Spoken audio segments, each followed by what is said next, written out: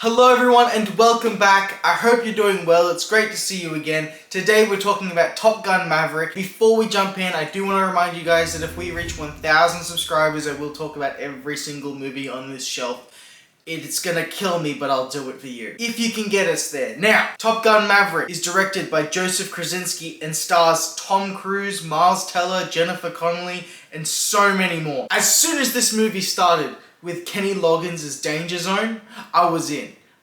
It like massaged me in those first few minutes, and then I was hooked on the edge of my seat for the next 2 hours. This isn't just one of the best movies of 2022, it's one of the best sequels ever made. Because as a sequel, not only does it bring everything that the original movie had and that you would expect and want to see from a Top Gun movie, but more. This time around, they really give you all the emotional beats and the character development that the last movie kinda lacked. One of my favorite aspects of this movie is its practical effects, the jets. Tom Cruise is really flying these jets, and they just stuck cameras in there and let him go. And that practicality, I know it's not usually super impressive, but in the last decade, with the oversaturation and abuse of CGI in films, specifically our superhero movies, it's made this so refreshing to see again. And it goes to show that if you do it practically and in camera, it's gonna beat the best VFX artists in the world every time. With the limited time that VFX artists have to work on movies, no matter how much of that time that you give them, like the maximum time, like for a movie like Avatar: The Way of Water, it's still not gonna compare to just doing it for real and in camera. And that level of immersion and not having to worry about what's really real and what's on a soundstage, you're completely sucked into the story and the stakes because it's real. You are there, you're in these jets and they can crash and explode. Obviously there is some CGI here, but it's very minimal and I appreciate that. It's gonna make this movie, like the first one, very timeless. Out of everything to be excited about going into this movie, it was actually Miles Teller that I was really interested in seeing. I think Miles Teller is a really underrated actor.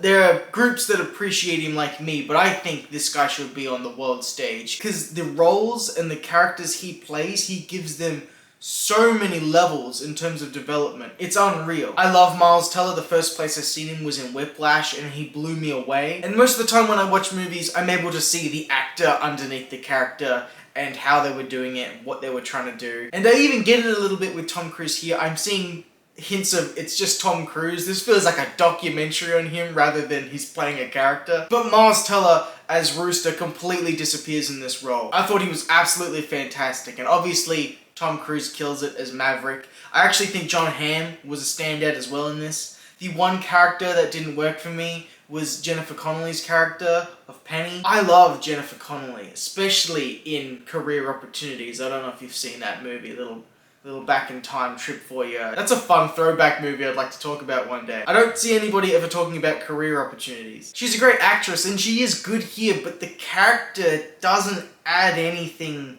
to the plot. You could take every single scene she's in the character and kind of wipe her from the script and nothing would change. I understand she's there more to help flesh out Maverick a little more and make him think introspectively on himself. But you get scenes like that when Maverick's talking to Iceman, Val Kilmer. And most of the time, a character like that is thrown in so that the stakes are even higher in the climax of a film, but she's kind of wiped out and forgotten about completely. She doesn't have much of a role to play in terms of the main plot, where it's about these recruits and Maverick trying to achieve an impossible mission. If you'd taken her out of the film, it would have cut down the runtime, made this more concise, and it's about my only gripe with this film. I don't want to talk about the plot and the spoilers too much. I want you to just go out and experience it if you haven't seen it. I also want to talk about the impact that this movie has had on cinemas globally, because prior to this, we had COVID, it kind of shut everything down, it slowed everything down.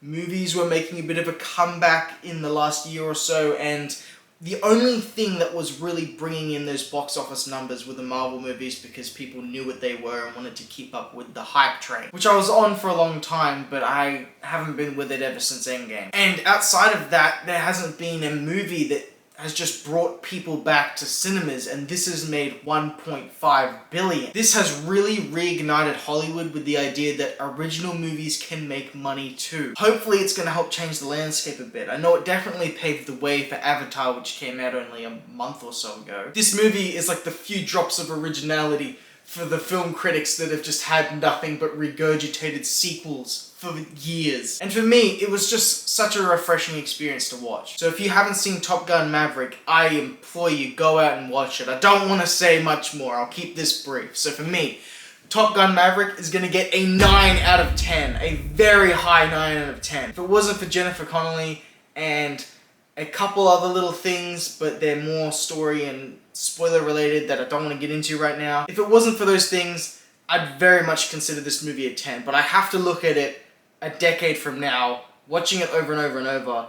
Are the Jennifer Connelly scenes going to feel like more of a drag and like they're slowing the movie down completely compared to what it could have been, where if it didn't have those scenes it would just have a cutthroat pace the entire time. Still though, it's fantastic. It's a hell of an experience that I recommend you go out and see. Have you guys seen Top Gun Maverick? You probably have. It has made $1.5 billion. I'm assuming most of you have seen it. If you have seen it, tell me what you thought of it down below. I want to hear your thoughts on it. As always guys, if you haven't already, consider subscribing. It helps me out a lot. We're trying to reach 1,000. I'll talk about all these movies. Up to you guys though, if I'm going to pull apart this shelf, otherwise it's going to stay there, it's stay put, and I won't have to pull it apart and then put it all back together painstakingly afterwards. As always, if you liked the video, consider dropping a like. That also helps out a lot with the algorithm in these trying times of January. And again, if you've made it through to the end of the review, you're a bloody legend, and hopefully I'll catch you guys next time. Bye guys.